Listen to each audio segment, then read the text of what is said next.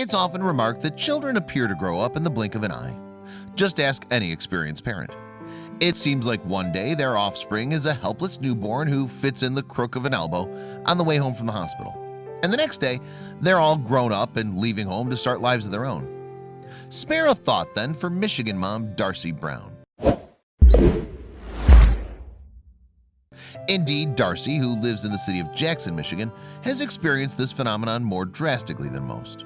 In fact, her son Brock was always ahead of the curve. As an infant, her boy grew incredibly fast and was towering over his kindergarten classmates at a very early age.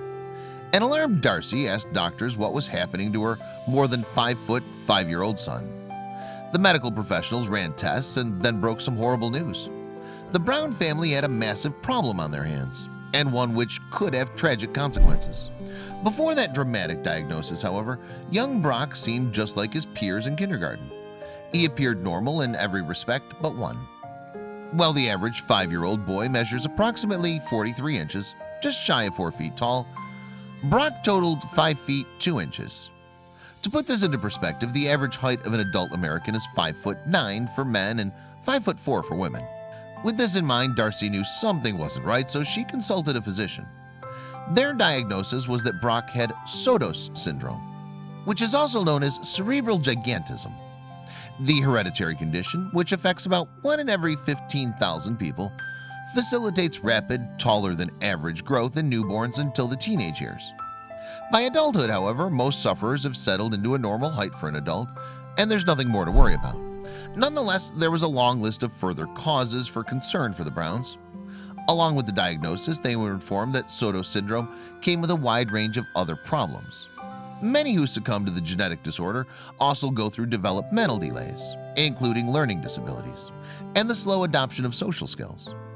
Others experience attention deficit hyperactivity disorder, or ADHD, obsessive-compulsive disorder, OCD, and autism.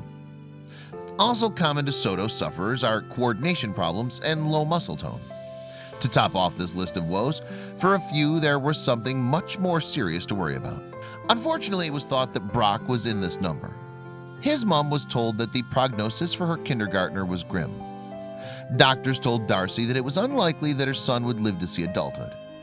There's nothing that can stop him from growing, the despairing mom told UK tabloid The Sun in September 2016 when Brock was 19.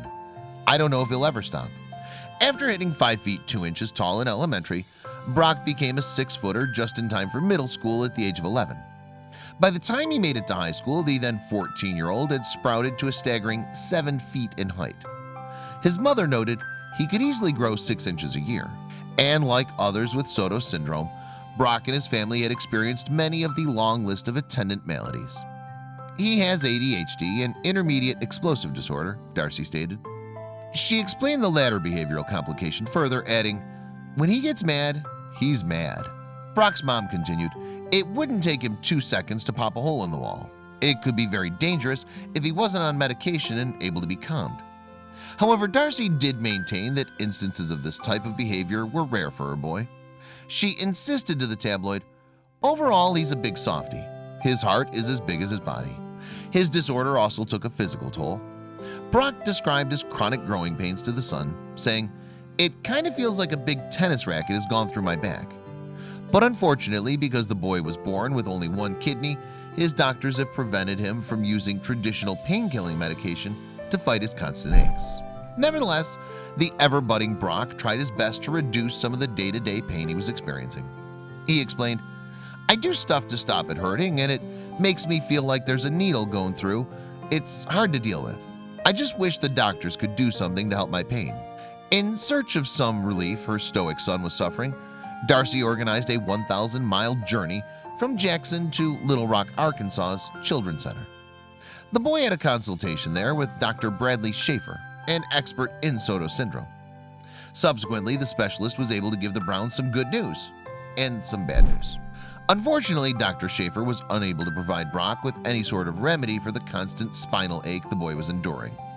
However, the expert was confident enough in the late teenager's health to overturn the previous diagnosis that Brock would die before he became an adult. "Brock is easily the tallest man I've ever seen," Dr. Schaefer told The Sun in September 2016. Unfortunately, he will always have to deal with some form of pain, but I believe that he will now have a regular lifespan." As the jubilant teenager readily agreed, it was the best thing I could have heard. By the time he was 19 years old, Brock measured 7 feet 8 inches.